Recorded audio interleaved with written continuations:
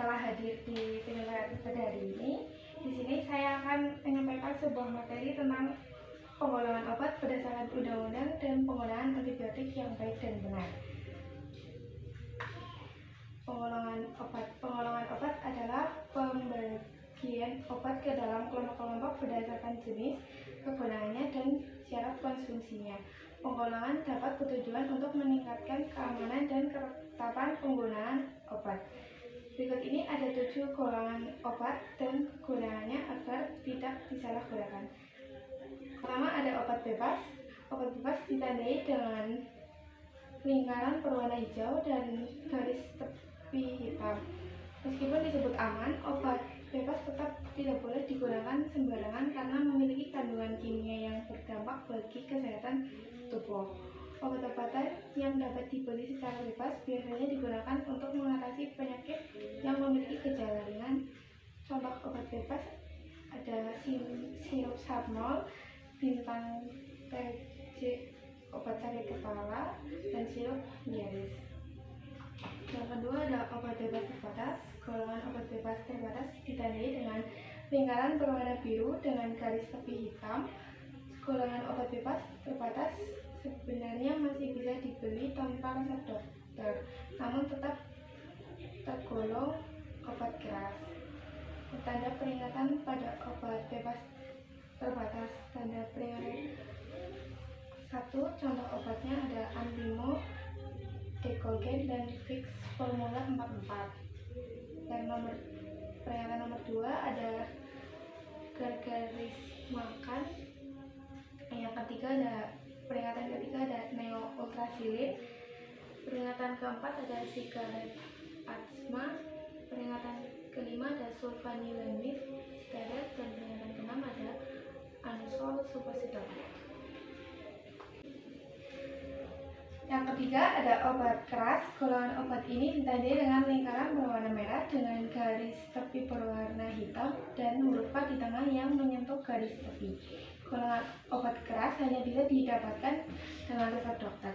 Obat keras tersebut tidak bisa sembarangan dikonsumsi karena dapat berbahaya, meracuni tubuh, memperparah penyakit, dan menyebabkan kematian sehingga harus digunakan sesuai aturan yang tepat. Contohnya ada asamefenamat, Poltadek tablet, dan Actazolone tablet.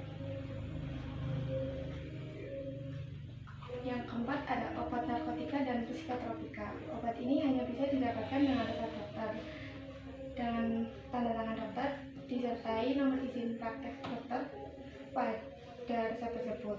Obat-obatan narkotika dan psikotropika dapat menimbulkan ketergantungan pada penggunanya, sehingga pemakaiannya perlu diawasi dengan ketat sesuai anjuran dan kebutuhannya. Selain itu, obat narkotika dapat mempengaruhi susunan saraf pusat dan mempengaruhi perilaku serta aktivitas di titik tertentu. Golongan narkotika dibagi menjadi 3, yaitu golongan 1 misalnya ada opium mentah dan heroina. Dan narkotik golongan 2 contohnya ada opium, tembakau, morfina. Golongan ketiga contohnya ada nikokodina, kodeina, dan nikodikotina. Yang psikotropika dibagi menjadi 4 macam golongan, yaitu di golongan pertama ada psilocybina, epiciclidina. Psikotropik golongan 2 ada dexamfetamin, amfetamin. Psikotropik golongan 3 ada siklobarbital, amobarbital. Yang golongan keempat ada diazepam, bromazepam, alobarbital. Yang kelima ada obat tradisional jamu. Golongan obat herbal jamu ditandai dengan simbol berwarna hijau dan dengan gambar pohon. Obat herbal jamu adalah obat tradisional berbahan alami, warisan budaya yang telah diwariskan secara turun-temurun dari generasi ke generasi. Contohnya ada ambeven, dan kunyit asam. Yang keenam ada obat tradisional OHT, adalah sediaan obat bahan alam yang telah dibuktikan keamanan dan khasiatnya secara ilmiah dengan uji praklinik dan bahan bakunya telah distandarisasi. Obat ini merupakan obat yang diekstrak dari bahan alami seperti dari tanaman, hewan, dan mineral. Contohnya ada tolak angin, diapet, dan telak. Yang ketujuh ada obat tradisional fitofarmaka. Obat fitofarmaka sediaan obat bahan alam yang telah dibuktikan keamanan dan khasiatnya secara ilmiah dengan uji praklinik dan uji klinik. Bahkan bahan baku dan produk jadinya telah distandarisasikan. Contohnya ada Stimuno, Fortex, dan Diabetade. Cara penggunaan antibiotik yang benar. Antibiotik adalah obat anti-infeksi yang digunakan untuk membunuh bakteri atau kuman. Apa sih itu kuman? Kuman adalah makhluk hidup berukuran kecil yang tidak dapat dilihat dengan mata telanjang dan hanya bisa dilihat dengan mikroskop. Kuman berbentuk bulat-bulatan di mana bulatan bagian dalam disebut inti dan bagian luar disebut pelindung. Bagaimana antibiotik bekerja? Bersifat menghancurkan kuman. Contoh obatnya ada rifampicin, amikacin, amoxicillin. Yang kedua, bekerja dengan menghambat pertumbuhan kuman. Contohnya erythromycin dan chloramphenicol. Kapan antibiotik diperlukan? Saat kuman masuk, tubuh kita punya sistem pertahanan tubuh, contohnya sel darah putih, untuk melawan kuman penyebab penyakit. Kemudian sel darah putih akan melawan untuk menghancurkan kuman tersebut. Jika ternutrisi baik, kuman tersebut akan mati. Dan jika ternutrisi buruk, kuman tersebut tidak mati sehingga terjadi infeksi dan perlulah antibiotik. Yang perlu diperhatikan dalam pemakaian antibiotik. Bila aturan pakainya 3 kali sehari, maka harus dikonsumsi setiap 8 jam. Jika aturan pakainya 2 kali sehari, maka dikonsumsi setiap 12 jam. Harus dikonsumsi tepat waktu dan teratur. Harus dikonsumsi sampai habis walaupun gejala penyakitnya sudah hilang. Biasanya antibiotik harus dikonsumsi 3-5 hari. Yang keempat, bila lupa mengonsumsi, konsumsilah saat teringat. Tapi jika sudah mendekati waktu selanjutnya, langsung dikonsumsi. Namun jatah selanjutnya jangan dikonsumsi lagi. Yang kelima, dikonsumsi sebelum makan. Namun jika timbul rasa tidak nyaman di perut, minumlah 1 jam setelah makan. Yang keenam ada konsumsi sesuai dengan aturan yang dianjurkan dokter dan apoteker. Resistensi antibiotik.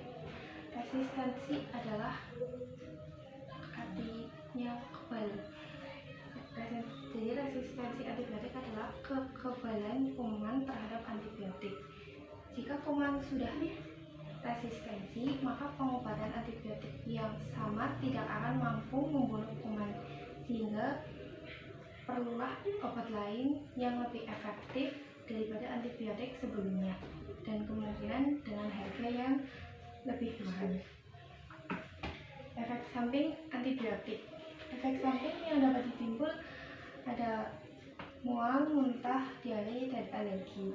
Efek samping di atas bersifat individu.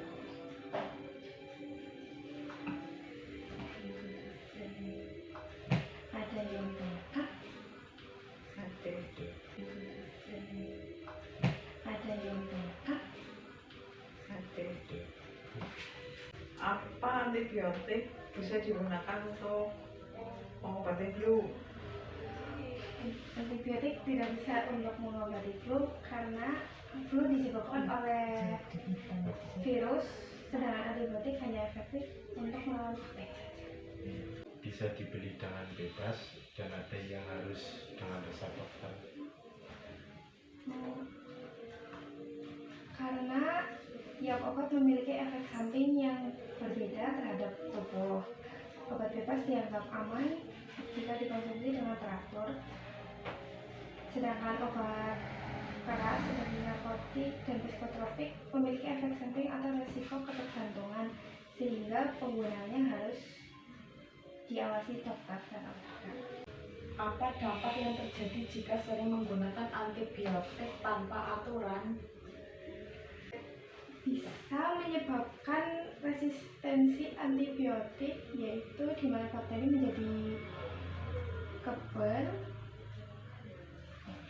kebal terhadap obat, sehingga infeksi menjadi lebih sulit diobati.